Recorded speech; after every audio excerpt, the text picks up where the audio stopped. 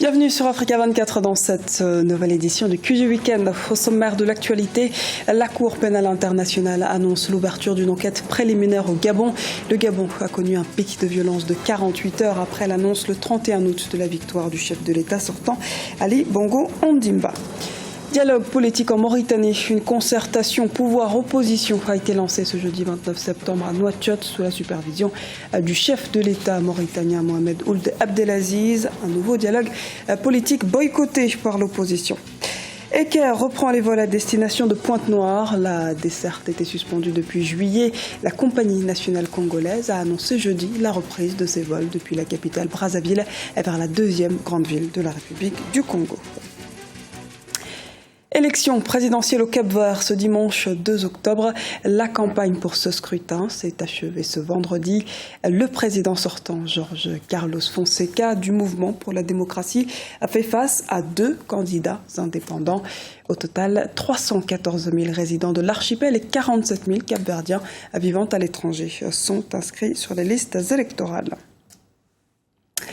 La CPI a annoncé jeudi qu'elle allait procéder à un examen préliminaire concernant la situation au Gabon, pays divisé par des violences post-électorales qui ont fait plusieurs victimes et ont engendré des arrestations par centaines depuis l'annonce des résultats de la présidentielle fin août 2016.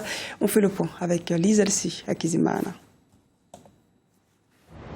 Vers une enquête sur la crise post-électorale au Gabon. La Cour pénale internationale s'apprête à ouvrir une enquête préliminaire sur les violences post-électorales survenues le 31 août après l'annonce des résultats provisoires de la présidentielle du 27 août.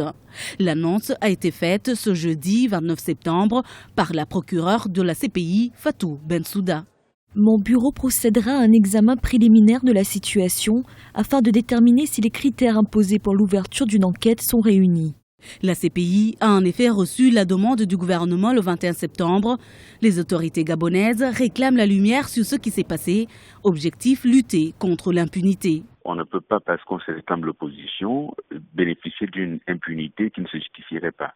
Ce n'est pas parce qu'on est de l'opposition qu'on peut appeler à tuer des Gabonais, qu'on peut brûler un institut qui abrite la recherche au Gabon depuis plus de 150 ans, qu'on peut brûler impunément l'Assemblée nationale, qu'on peut appeler à éliminer ou à éradiquer des populations entières traitées de cafards.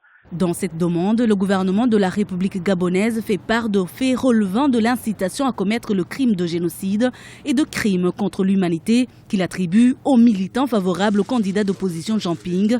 Des arguments rejetés par l'opposition. Les gens sont morts au Gabon. Des gens sont morts au Gabon en grand nombre. Nous avons des éléments à donner à la CPI sur les identités des personnes qui sont décédées, sur les identités de leurs familles. Et la CPI pourra, en toute liberté, comme elle sait le faire, le procureur du moins, venir au Gabon, investiguer, interroger les familles et dire clairement qui sont les responsables. Toutes ces personnes sont mortes par balle. L'opposition prépare également une demande d'enquête destinée à la CPI, une demande qu'elle envisage d'envoyer la semaine prochaine. Pour l'heure, le calme règne dans le pays et le président Ali Bongo Ondimba, investi le 27 septembre pour un second septennat, continue d'appeler à un dialogue politique avec l'opposition. Dialogue national également du côté de la Mauritanie. Une concertation pouvoir-opposition a été lancée jeudi 29 septembre à Nouakchott. Un nouveau dialogue politique boycotté par l'opposition. Selon elle, le chef de l'État, qui vient d'entamer la dernière moitié de son deuxième mandat et dernier mandat, cherche à trouver les moyens de se représenter pour un troisième mandat présidentiel. Les précisions dans ce sujet de la rédaction. Le dialogue national inclusif s'est ouvert ce 29 septembre à Nouakchott, capitale mauritanienne. Prennent part à ces rencontres des partis de la majorité au pouvoir, de l'opposition, des représentants de syndicats, de la société civile, des Mauritaniens établis à l'étranger et des personnalités indépendantes.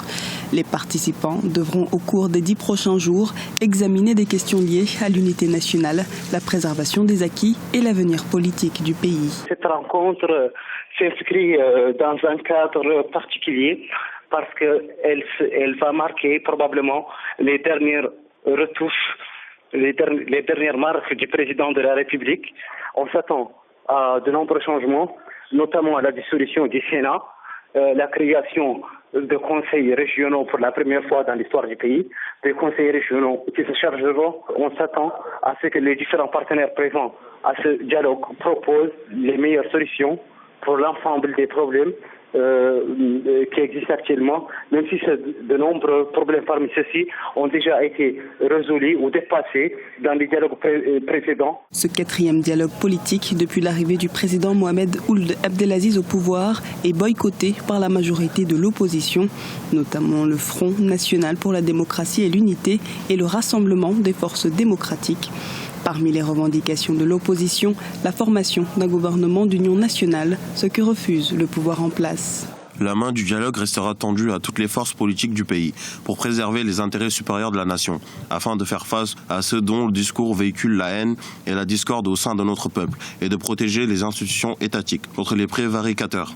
La majorité au pouvoir et certains partis d'opposition n'ont ménagé aucun effort pour la participation de tous les partis politiques à ces échanges dédiés à l'avenir politique du pays.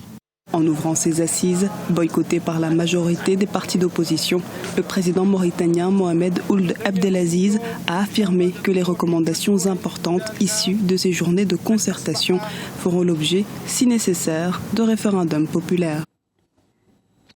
En République démocratique du Congo également, l'heure est au dialogue politique. Suspendu après les troubles des 19 et 20 septembre à Kinshasa, les travaux du dialogue national inclusif ont repris ce 30 septembre. Au cœur du débat, le respect des délais constitutionnels pour l'organisation de l'élection présidentielle.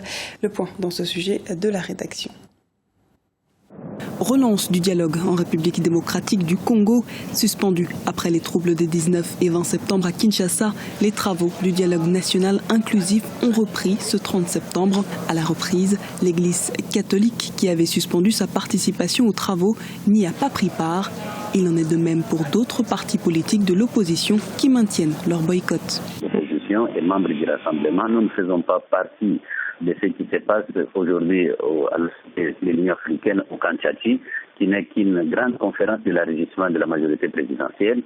Nous n'avons même pas un crédit accordé à la CENI. Nous n'avons aucune idée de pouvoir faire confiance à la CENI, ni dans sa configuration, ni dans tout ce qu'elle est en train de faire. La CENI a confirmé réellement qu'elle est un bras séculier du pouvoir. Elle est là pour violer la Constitution et pour ne pas permettre au peuple congolais de jouir de l'expression démocratique conformément à sa Constitution. Encore d'épineuses questions restent à trancher en République démocratique du Congo.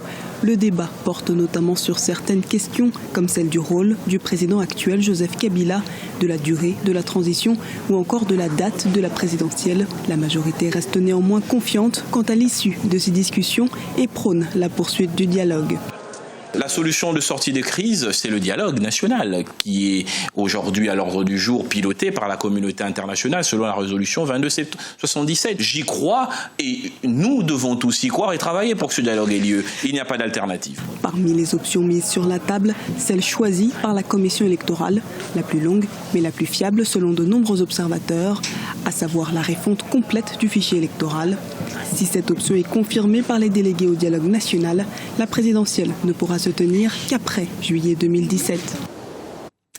La compagnie aérienne congolaise Eker reprend les vols à destination de Pointe-Noire en République du Congo.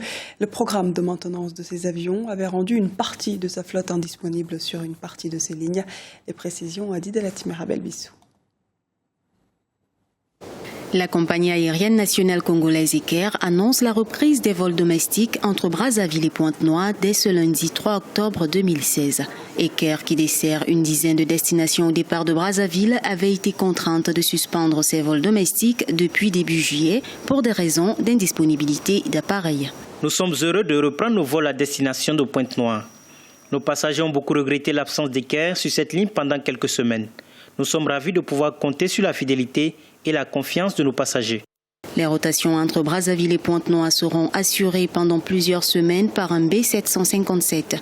La compagnie pourra compter à bord 16 places en classe affaires et 132 places en classe économique en attendant le retour des B737 du programme annuel de maintenance. Le retour de ce B757 va permettre à la compagnie de revenir à 3 vols hebdomadaires entre Brazzaville et Paris dès ce mardi 4 octobre. Le marché est sous-exploité. Il est sous-exploité, les compagnies aériennes peuvent faire beaucoup plus. La demande est là. C'est un continent où il y a encore vraiment de la place pour la croissance du transport aérien. La compagnie rassure que les avions vont réintégrer progressivement la flotte après leurs travaux de maintenance. Eker pourra ainsi reprendre son programme opérationnel. Le transporteur qui célèbre cette année son 5e anniversaire ambitionne de devenir la compagnie aérienne leader en Afrique centrale. Ce journal a été réalisé par l'ensemble de la rédaction. Merci pour votre fidélité. Retrouvez dans un instant une nouvelle édition de l'actualité sur Africa Ring.